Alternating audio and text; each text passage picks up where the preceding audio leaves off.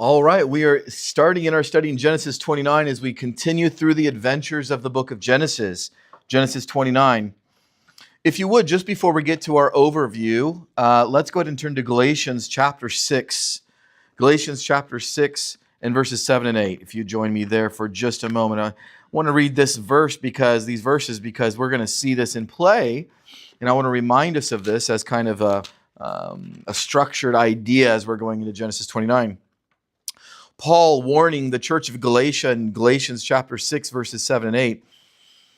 He says something we need to be reminded of often. He says, "Do not be deceived. God is not mocked. For whatever a man sows, that he will also reap.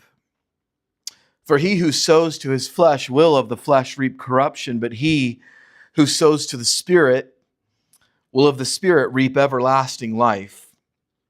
I suppose I don't need to get too agricultural with you on this, but if you plant an apple tree or an apple seed, you will reap an apple tree. And if you plant a cherry seed, you'll reap a cherry tree. If you plant anger, you'll reap anger. You say, well, Ken, has anybody ever treated you in a way that would cause you to be angry? Yeah. But I know that if I sow anger in my heart, I will reap it. Who do you want to be? Do you want to be an angry person? Or maybe in the case of Genesis 29, if you reap deception, oh, my friend, do not be a fool, you will sow deception. And so this morning, we're going to see this principle on full display in Genesis 29. Let's jump over to Genesis 29 and look at our chapter overview this morning. Jacob will soon learn not to mock God and sow seeds of the flesh. At this point in our story, if you remember, we left off where Jacob had only traveled about 30 miles or so, and he went to sleep for the night, maybe about 40 miles, and he went to sleep for the night, the first night. And remember his dream? He dreamed of an avenue. The Bible calls it a ladder. It's this connectivity between heaven and earth. And he sees angels going up and down it. And his conclusion at the end of Genesis 28 is, surely the presence of the Lord is in this place, and I knew it not. What an incredible commentary. He wakes up in the morning, and he starts on his journey, and we now pick up in the story of him completing about a 450 to 500 mile total journey, and he's now made it into Haran. So Jacob has traveled about 450, 500 miles in his journey, arrives in Haran. He meets and falls in love with Rachel. He agrees to work for 7 years for her father in order to marry her. However, Laban deceives him. And I put in parentheses here, it's a taste of his own medicine. It's a serves you right moment for Jacob. And Jacob marries his oldest daughter, Leah. Now we're going to find out that Leah bears 4 children to Jacob in this chapter. First Rueben, and then Simeon, and then Levi, and then Judah. So you've had enough Bible teaching and study and reading, I'm assuming most that are probably listening to this, to start recognizing these children's names. We are in the part of the story right now where Jacob's name is about to be changed to Israel. Not in this chapter, but soon. And Jacob is now starting to have children that you recognize as the 12 tribes of Israel. So this gets a little bit detailed in this chapter, and there's some speculation in this chapter, but we can have some fun walking through this together because this is a absolutely fascinating one. Jacob arrives in Haran is going to be the first 8 verses. Then in verses 9 through 14, we'll look at love at first sight. Jacob meets Rachel. Verses 15 through 30, we'll look at the idea of Jacob mistakenly marrying Leah and then purposely marrying Rachel. And then finally, it'll finish in 31 through 35 of Leah giving birth to what we just named Rueben, Simeon, Levi, and Judah. You want to talk about family dynamics? We're about to dive into family dynamics. Let's go ahead and look and see some family dynamics here in Genesis 29. All right, let's dive in. Verses 1 through 3. So Jacob went on his journey, and he came to the land of the people of the east. He looked and saw a well in a field, and behold, there were 3 flocks of sheep lying by it. For out of that well they watered the flocks, and a large stone was on the well's mouth. Now all the flocks would be gathered there, and they would roll the stone from the well's mouth, water the sheep, and put the stone back on its place on the well's mouth. A couple of things to note here. I'll just kind of note this in verse number 1, because we got to read this as literature. And in verse number 1, our first 3 words are, so Jacob went. This so has the idea of in light of what we just read in chapter 28, which would have been Jacob's ladder, the dream that he just had. In other words, the realization that the presence of the Lord is in this place and I knew it not, and he named it Bethel. And remember his absolutely, let's just say it as it is, pathetic vow he made to God. Remember this? It almost sounds more like a genie that he realized he rubbed a lamp and a genie came out and he says, I'll tell you what. Remember his vow? I'll tell you what, God. This is your lucky day. My name is Jacob. I know you know me. But Lord, let me tell you how lucky you are today to have met me. And I'm going to make a deal with you. Okay, here's the deal. If you bless me and if you give me all the things that I want, and I'm going to go on this big adventure, and if everything turns out okay, and let's just say it this way, if I get my way with everything, then when I return, I'm going to check. I'm going to make sure that everything is in order and that everything went is exactly. If that's the case, then you will be lucky enough to hear me say that you're my God. That's basically what his vow was.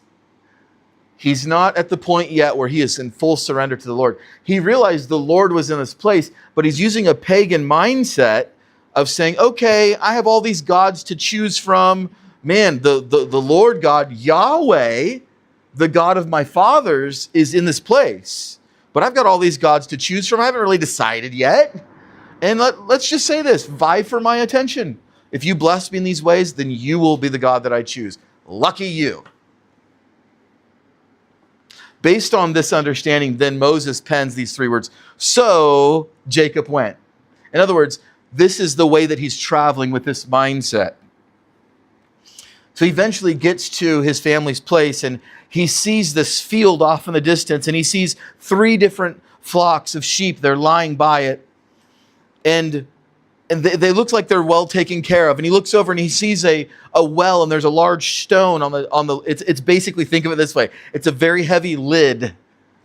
Because in these days, there would be a reason to protect this well for a lot of reasons. One is that sometimes when people would come by, they want to sabotage you. They would actually, remember we read this earlier with wells, they would pour things in the wells. They'd throw a carcass in and poison it, or they'd put rocks and sticks in there to where you couldn't get to the water. And probably just general cleanliness to be able to drink it. They would put a very, very heavy lid on it. Think of it as a padlock of the day, because it would require at least more than one person. If one bozo came by, they couldn't get it off. It would require 3 or 4 bozos to get the lid off, And so there was a heavy rock probably on the mouth of this. And then he looks over and he sees in verse number 3 that they would roll this stone away, or Moses is making this note really. They would roll the stone away, water the sheep, and put it back on. Let's read verses 4 through 8. And Jacob said to them, my brethren, where are you from? They said, we're from Haran. It's good news to Jacob. He said, do you know Laban, the son of Nahor? They said, we know him. So he said to them, is he well? They said, he is well. And they said, and look, his daughter Rachel is coming with the sheep.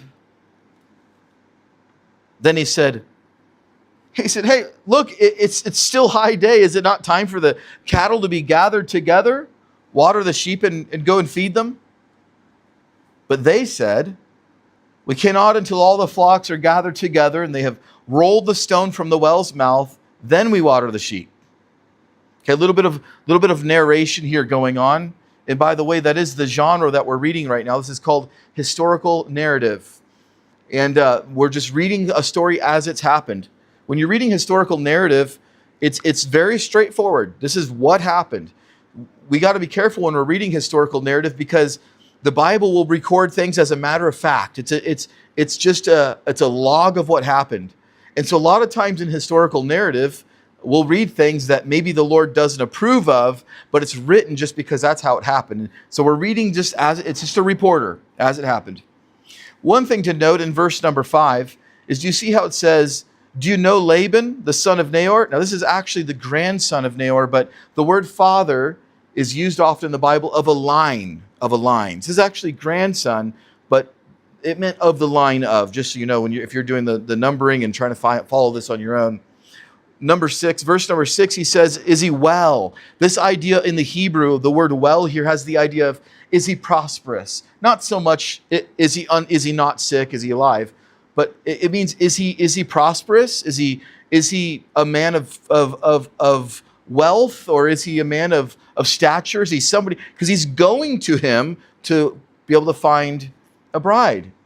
Is he a prominent guy?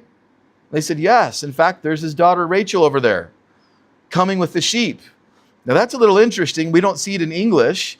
The reason that's interesting is because Rachel, the word that they would have used for Rachel, means little lamb. So here's coming little lamb with all his sheep. Now the only difference between a sheep and a lamb is age. A lamb is usually a sheep that's one or less. After that, they're considered sheep. So here comes little ewe. That means lamb. Not ewe like, ooh, Rachel, ooh, ewe, lamb. And so he looks over and says, they said, that's his daughter Rachel right now coming with the sheep. Now this is kind of interesting. There's a little bit of, we got to understand this funny wording here. But he says, look, it's still high day. In other words, it's still the middle of the day. Jacob says, it's still the middle of the day. Isn't it time for the cattle to be gathered together and water them? And then they can go and feed out back in the pasture. In other words, it's the middle of the day, it's hot. Let's gather them together, water them. Why are you guys not? What are you waiting for? He sees part of the flock there and then a large stone on the well, and he's wondering, what are you waiting for? Their answer in verse number 8 is basically, we're not going to do that until everybody's together, until all the flocks are here. And they look over and Rachel is now bringing what I think is probably the last of them, and they get ready now to be able to water the sheep in this area. Now we bring it to our very next part in verses 9 through 14, section 2, love at first sight, Jacob meets Rachel. Let's read 9 through 12. Now, while he was still speaking with them, did you see that, by the way?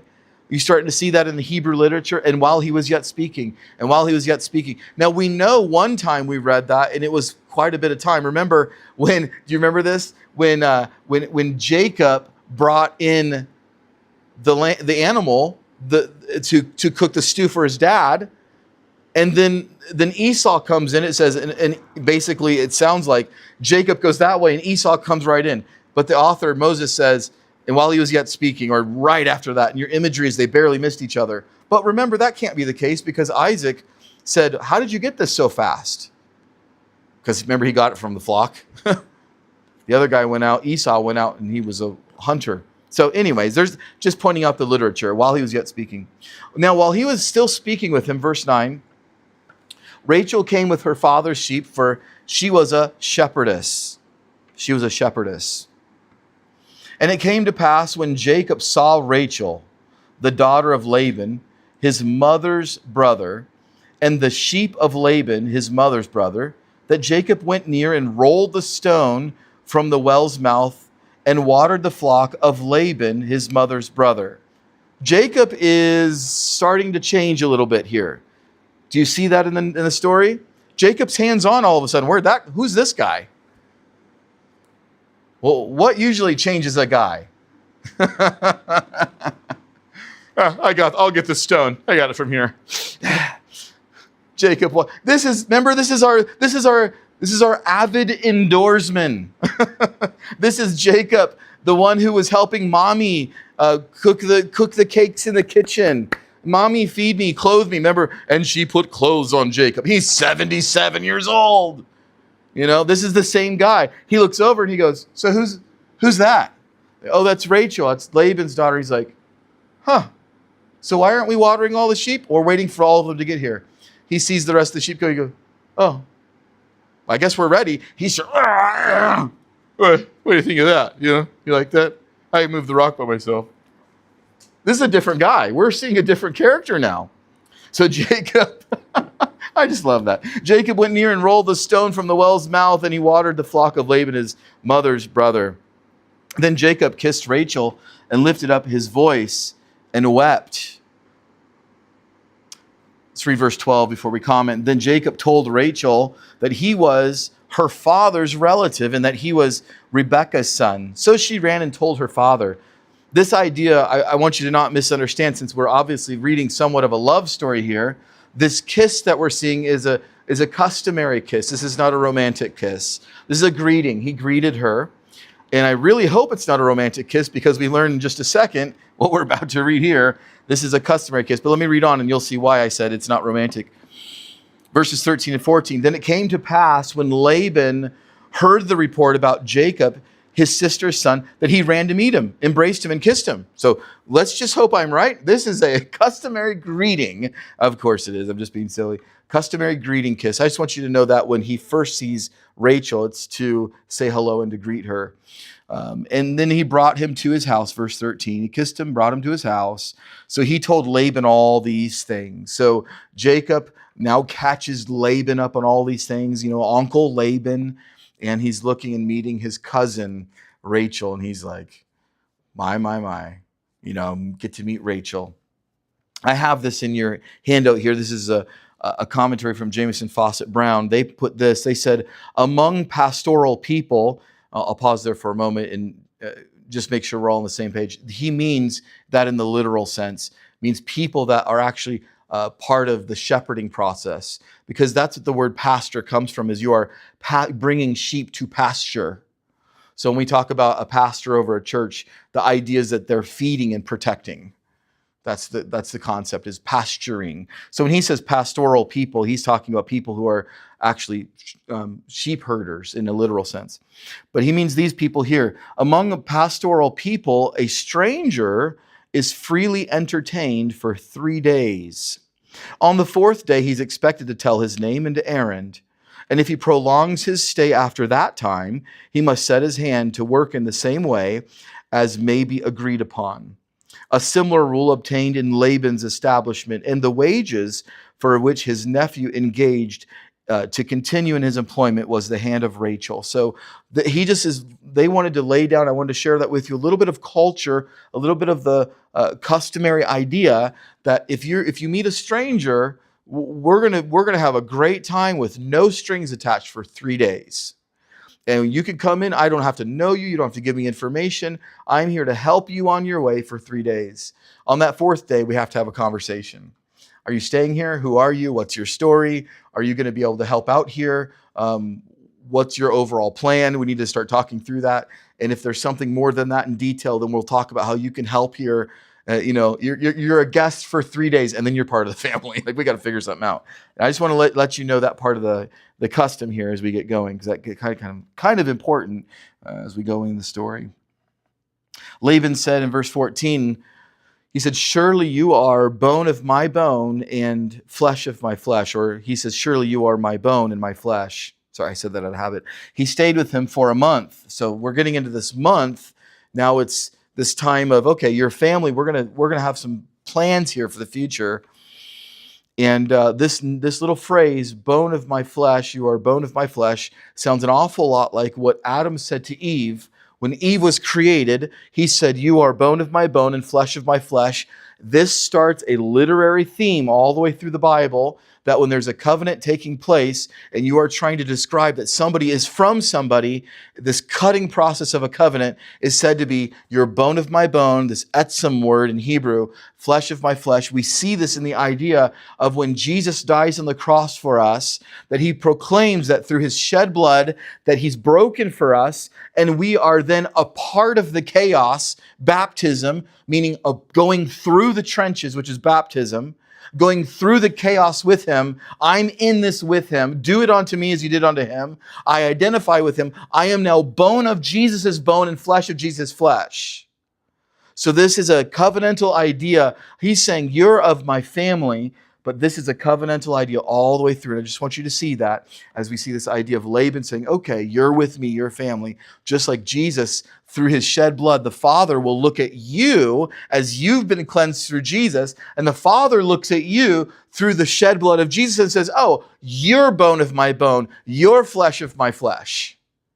Because I see Jesus' blood when I look at you. Your family.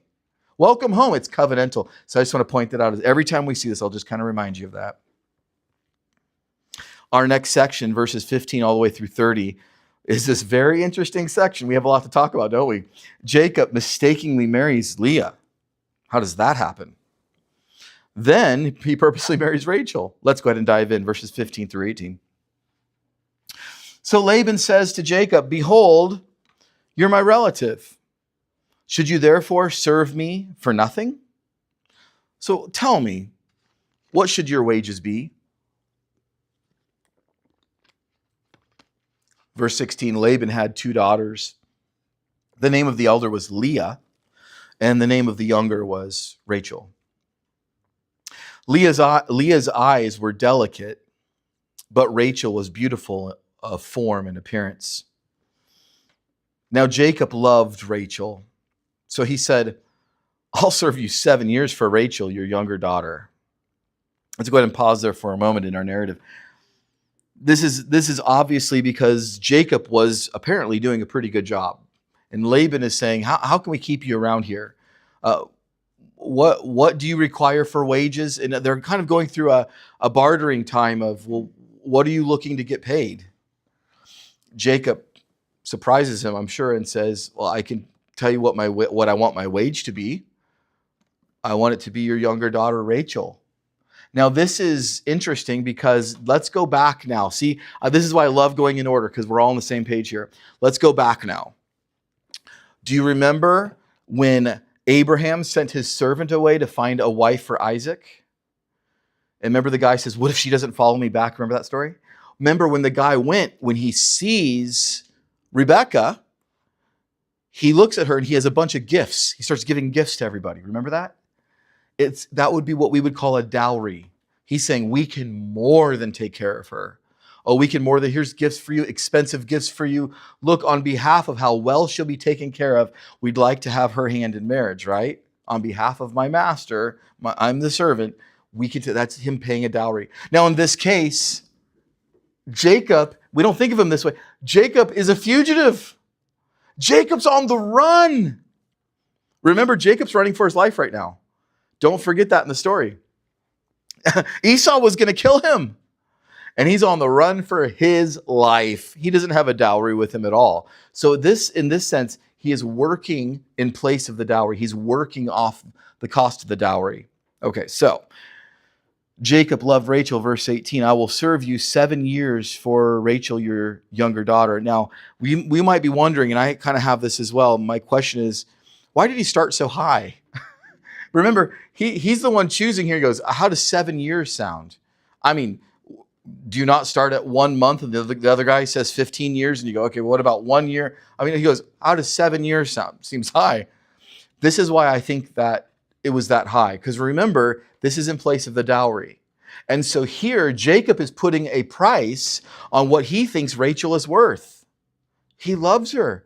He wants to marry her.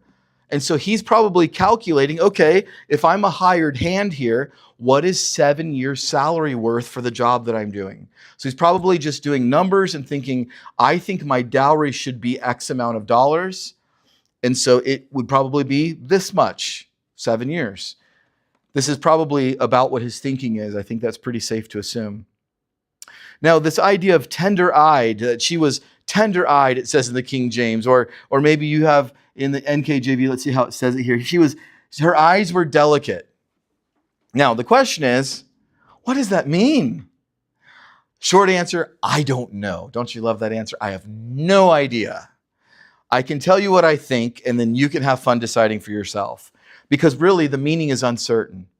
Now, the way we use this phrase in English is, you could say, they're a sight for sore eyes. So that would be the person who actually looks good. Well, you're a sight for sore eyes. Or you could say, oh, ugh, it's hard to see them. They're difficult to look at. But it says that she had delicate eyes, or she was tender-eyed. What does that mean? Well, let's go back into the custom of the people. It could very well be that as Jacob is seeing them approach, all he could see is this. That's very common for the day. And so if he's just looking at eyes, it very well could be that Leah has these eyes that did not in any way indicate any kind of beauty, or the weak eyes also, many people say she could have eyes like mine, where it's light colored. In those days in the ancient Near East, in this part of the Middle East, it would actually be probably a defect to have lighter eyes, especially if they had any tint of blue like mine. You might look at those, you want those really, really strong looking, strong brown eyes in that area. They might see a lighter color. Here you go, you got weak eyes. That's one of the ideas it could be. For whatever the reason was, the part that he could see in her eyes, he looked and said, those are weak eyes. It could be that it just wasn't a beautiful shape, or that it actually was tender in the sense that it was not strong. We're not sure exactly what it means, but I can tell you this, no matter what the real meaning is of this, when he saw Rachel, he thought, that's the one I want to marry. Whatever, you can decide in between whatever all that means. But here we have these options to choose from. Let's go ahead and move forward to verses 19 through 24. Laban said, it is better that I give her to you than that I should give her to another man, so stay with me. So Jacob served 7 years for Rachel. And they seemed only a few days to him because of the love that he had for her. Then Jacob said to Laban, okay, give me my wife, for my days are fulfilled, that I may go into her. Laban gathered together all the men of the place and made a feast. Verse 23. Now it came to pass in the evening that he took Leah, his daughter, and brought her to Jacob, and he went to her. Verse 24. And Laban gave his maid Zilpah to his daughter Leah to be a maid. Let's go ahead and pause there for a moment. These 7 years were fulfilled. Let's say it this way, the wedding happens. But where was Rachel? I'm so interested in this question.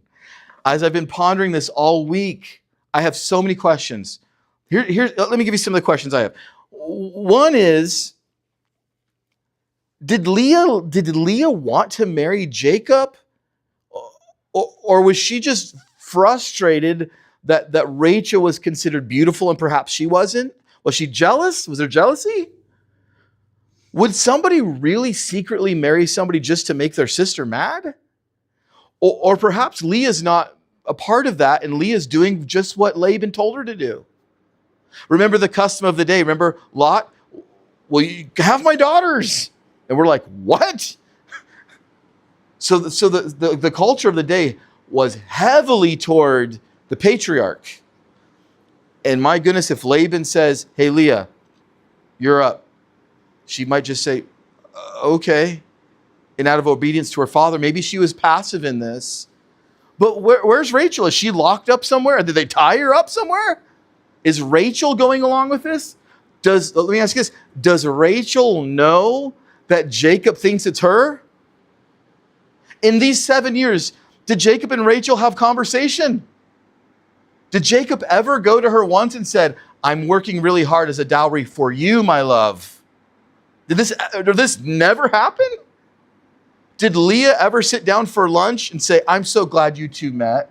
It's so cool that the Lord brought you here, Jacob, and that you and Rachel get to get married in 5 years from now? This conversation never happened. And if it did happen, where's Rachel right now? Where is she? Is she in a neighboring town with guards saying you're not allowed to move? She's saying, no, my love is being taken from me. Dad is giving him leave. I mean, there's so many questions I have. Here's what we do know. I think it's safe to say as we go through the story, what a wild story. It's safe to say this.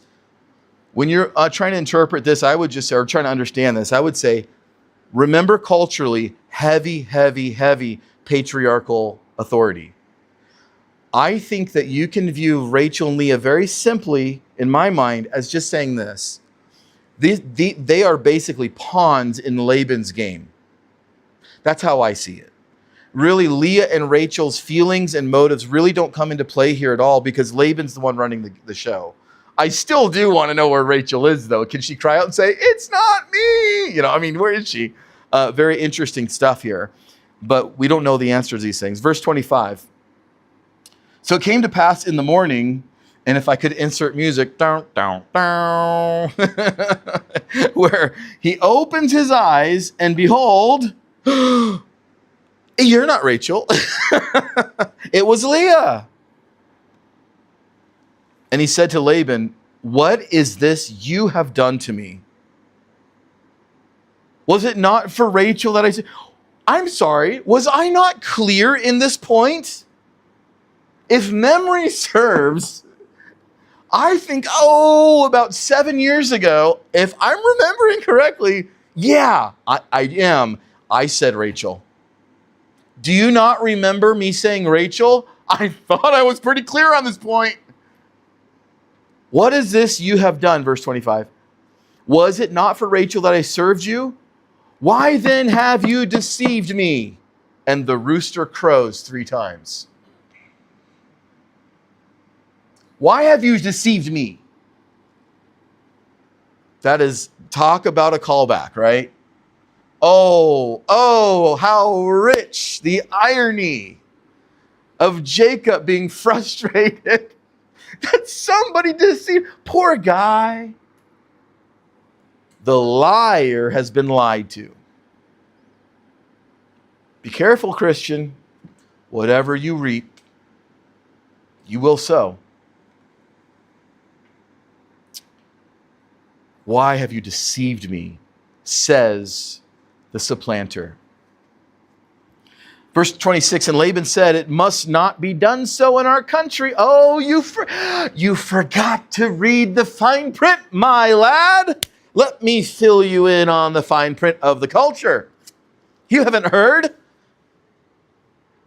It must be done so in our country to give the younger, let me try again. It must not be done so in our country to give the younger before the firstborn. You haven't heard this? Oh, let me educate you. I heard you say Rachel. I'm not deaf. I heard you say Rachel, but you're forgetting something. We don't just marry off the younger before the older. Of course you're going to get the older. You didn't know this? Isn't this great? Verse 27, fulfill her week, and we'll give you this one also for the service, which you will serve with me still another 7 years. Do you want to start over? And now that this one's married, want to do it again? Wow. So Jacob did so and fulfilled her week. By the way, I don't have this in your notes here, but let me just make this note of this. Do you notice the word week here? Then Jacob did so and fulfilled her. Did he only work 7 days for her? No, what does week mean here? 7 years. Well, how do we know that? Because it's all over in the context. The Hebrew word for a week just means 7. And so 7 what? That is the question. Days? No, 7 years. It's a week of 7 years. Not how we use the word, but I wanted to point that out. You know why that's important? Because when we get to Daniel chapter 9, we've already about Daniel's 70 what? Weeks. And what is it really? Years. I have people asking about that all the time, but I just want to point that out that we're using it in this context. It's very common. So I just wanted to point that out. So Jacob did so and fulfilled her week. So he gave him his daughter Rachel as wife also. Verse 29, and Laban gave his maid Bilhah to his daughter Rachel as a maid. Now we get into some very interesting things here. Then Jacob also went into Rachel, and he also loved Rachel more than Leah. He served with Laban still another 7 years. By the way, this is confusing, so I'm going to make comment, and I'll show my work here in a second. This is the same 7 years that he just served. It's not an additional. This is not 21 now. This is still 14, and I'll show you that in a moment. It's worded very funny, and I read that all the way through, and I was like, is this 21? But I'll show you. We can go to another passage there. Verse 31, we're in our last section here. Leah gives birth to Rueben, Simeon, Levi, and Judah. When the Lord saw that Leah was unloved, Drew, could you turn this down just a hair? I can hear it getting ready to scream at us. When the Lord saw Leah was unloved, he opened her womb, but Rachel was barren. This is a fascinating verse, isn't it? Let me do my best to give you my understanding of this. First of all, I want to say this as we're getting started. When the Lord saw. This is a lot like when Hagar went out. Remember when Hagar went out and the Lord saw her hurting? See, the Lord sees the hurts of those that are in sorrow. Leah here knew that Rachel was preferred over her. And Leah was brought great sorrow for this reason. When the Lord saw this, he blessed her in probably the greatest way that a woman could be blessed in those days. We don't think of it quite the same way today, although it is a great blessing to have children. But in those days, it was literally a matter of worth and not worth. And when the Lord heard the cries of Leah and her sorrow, and he saw that, he had compassion on Leah, obviously, and that she was unloved, and we'll get into that in a moment, and he blessed her with the ability to have children. Now, what does this mean that Leah was unloved? Well, we need to do a quick investigation on that. You see, in the Bible, this idea of unloved, because if you go to the King James, this is New King James, the King James says hated, right? So was she hated? And as a matter of study, was she really unloved? Like nobody loved her? Or even better yet, Jacob didn't love her at all? That's not how this is used, and I want to show you that in the next couple of minutes here. We'll move on. But there are shades or variations within this idea of hate in the Bible. Let me show you. You'll have to turn quickly with me because I'm just going to read these and move on. But this is not have to do with hate, but rather this has to do with preference. Let me show you. Let's turn to Matthew chapter 6 and verse 24. Hold your place there. We'll be right back. Matthew chapter 6 and the Sermon on the Mount in verse 24. We'll do this quickly. Matthew 6:24 says this, "No one can serve two masters, for he will hate the one and love the other, or else he will be loyal to the one and despise the other. You cannot serve God and mammon." This is Jesus just giving a normal principle of life. Can't have two masters because you're going to prefer one over the other. That's the idea he's saying here. You're going to love one, and this love-hate contrast is what we would call a hyperbole. It's an idiomatic phrase. It's an idiom, a Hebrew idiom, Hebraism, we might even call it. To prefer something, if there's two choices and you prefer one, they would say, well, you hate that one and you love that one. It's making your choice clear. I know that verse doesn't sound clear, but it will be in just a moment. Look at Luke chapter 14, verse 26. Luke 14, 26. This one won't make it any clearer either, but we have to read this to read the next one. "If anyone comes to me," Jesus is speaking, "and does not hate his father and mother, wife and children, brothers and sisters, yes, and his own life also, he cannot be my disciple." Is that really the teachings of Jesus? Does Jesus say, I want you to hate your entire family, and then I want you to hate yourself, and then maybe you can be my disciple? Is that what Jesus is saying? No, what he's saying is that with all your special relationships, you need to prefer being with me over everybody else. I got to be the Lord of your life. I'm not a hobby.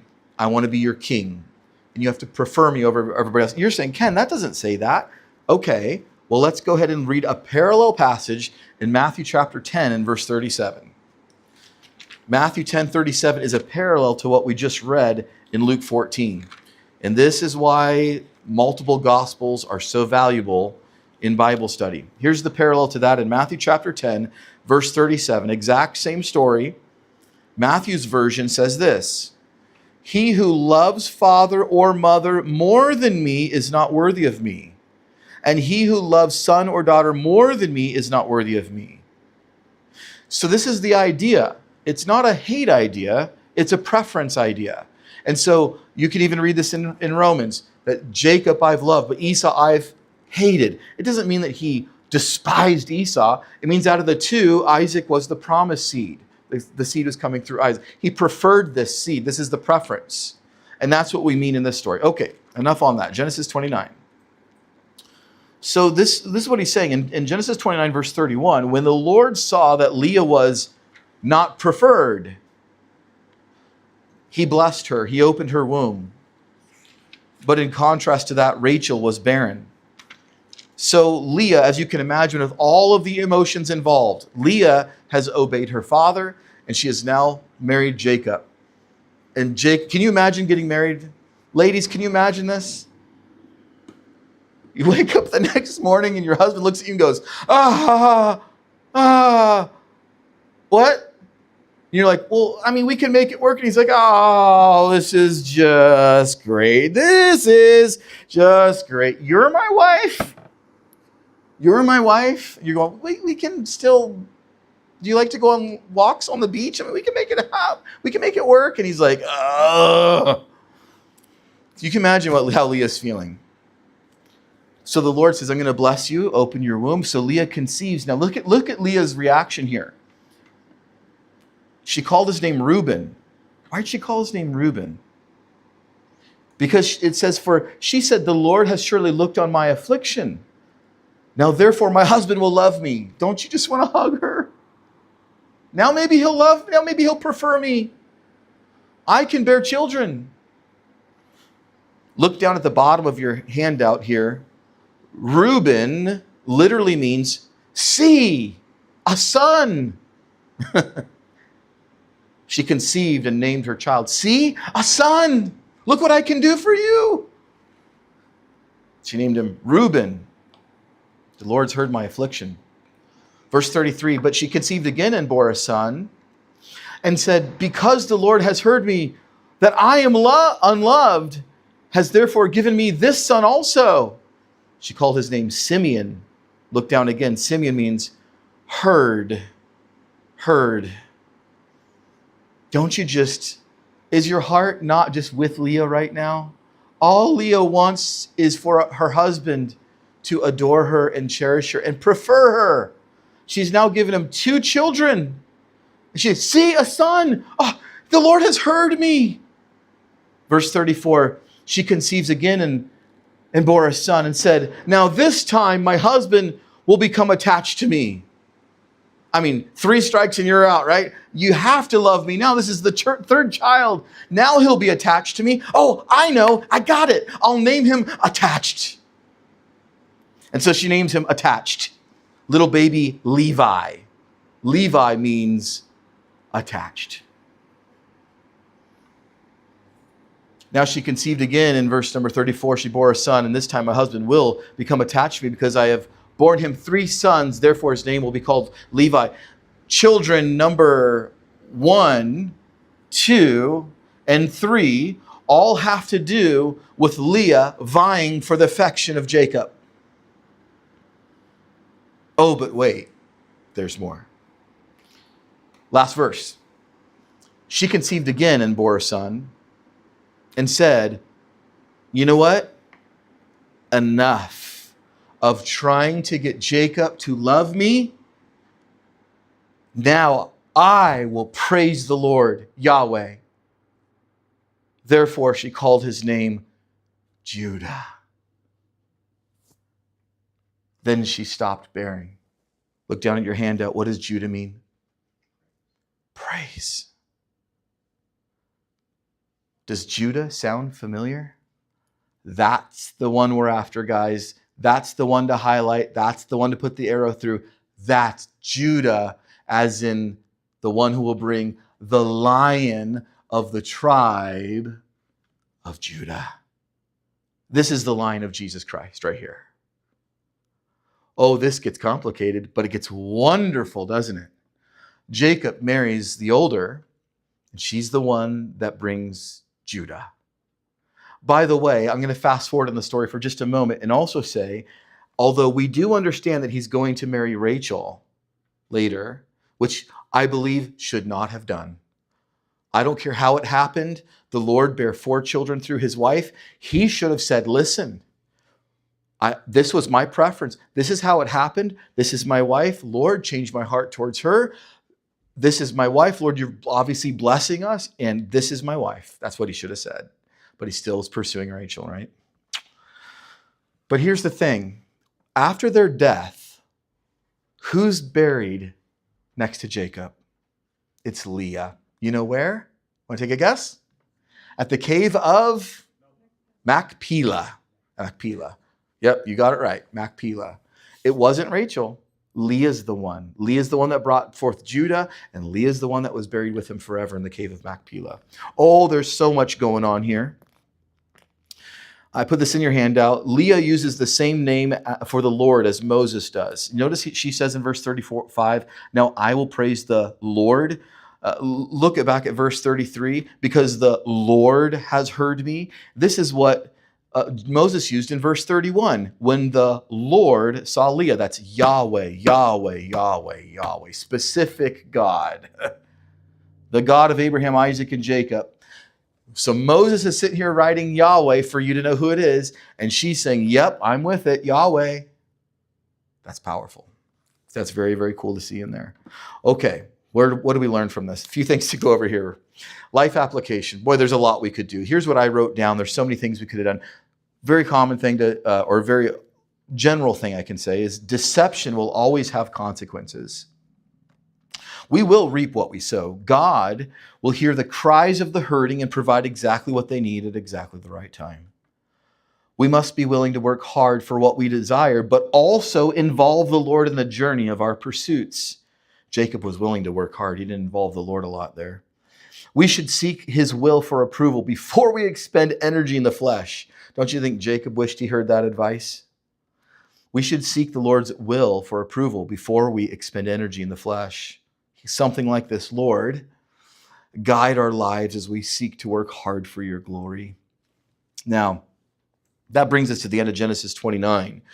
But before we close today, I wanted to also say to those that have received our study questions, thank you for your participation. Such a great reaction from so many. And I want to give you just these study questions real quickly. I gave you these this week, and I'm looking forward to hearing what you have to say. So for the sake of those that are watching live right now, I'm going to go over these study questions. And I'll just say this. Maybe this would be a good time to say this because I'm thinking of this on the fly. If you would like to have the study questions, because probably today or tomorrow I'm going to give them to the folks that are in this room, you can make sure you're on our newsletter. And I'll tell you what, I'll just do a simple newsletter with those, and I'll pass that on to you so you can see it as well. So here's the study questions from last week. What's the significance of Jacob coming to the well? Well, here's my answer in red, and then I'd like to hear yours after we'll close online, and then I'll give you a chance to talk here. More than just water sources, the wells represent God's provision. They represent divine appointments, and they represent covenantal actions. That's my answer. I look forward to yours. I asked this in verse 14. Laban told Jacob that he is you are bone of my bone. And what did he mean by that? Bone and flesh. What did he mean by that? Well, you already heard my answer, but I said something like similar to the wording as Adam is to Eve in Genesis 2:23. This wording signifies family and unification, and this points to our union with Christ. I went over that in the lesson. Number 3, in verse 17, Moses writes that Leah's eyes were delicate, or Leah was tender-eyed. In your opinion, what does that mean? I kind of already shared this in it as well. I'm not sure, but I think my guess is that it means her body was probably covered except for her eyes. They didn't look strikingly beautiful to Jacob for one reason or another. Maybe they were weak as in shape or color, but whatever it was, he could see something in Rachel, in her beauty, that he preferred her. Verse 4, or number 4. Why did Jacob begin to offer to working for Rachel for 7 years? Does this have significance? Does this seem like a long time to start the negotiations? So I already said this, but Jacob was on the run from Esau. Didn't have a dowry to offer for Rachel. Unlike Abraham's servant who brought gifts to the family for Rebekah, Jacob was only left with working off the dowry. It could be as simple as 7 years of work would have equaled the value for the dowry in the ancient Near East. That would be my guess. 5, when Leah was the bride instead of Rachel, and yes, like you, I have lots of questions about all of that. In your opinion, who was in on this? Leah obviously knew she was being tricked by Jacob, or was tricking Jacob. Great way to start your marriage, right? Good morning, sweetheart. Surprise, Also, where was Rachel during all of this? So this is what I already said, but I'll add a little bit more here. I believe that Leah was under the authority of her father and being instructed to do this. Weddings in that culture are far different than ours today. Leah may have either been jealous of Rachel's beauty and been in on it to hurt them, but I think it's more likely she was obeying her father. And this is really, I believe, on Laban. He's the one responsible for this. He's the architect of it. I have no idea where Rachel was, but I'll tell you this. Jewish tradition in the Midrash says, it states that she was actually just outside the tent helping to trick Jacob. In other words, every time he was speaking, when he asked a question to Leah, Rachel would be the one answering, so he didn't hear Leah's voice. That's the Jewish tradition. This is not in the biblical narrative, so it's entirely speculation. I have no idea is the answer. Number 6, what motives do you think Laban and Leah each had for doing this? I think it's as simple as this. Laban wanted work done. I don't think it's any more than that. Leah was probably just obeying her father. Number 7, Leah was able to conceive and bear 4 children with Jacob in this chapter. Who are they and what do their names mean? Of course, we already did that in your handout. How exciting, finally, to see the name Jacob. All right, that brings us to the end of our study questions. And thanks for joining us in Genesis chapter 29. And I look forward to hearing everybody's answer and what you might have.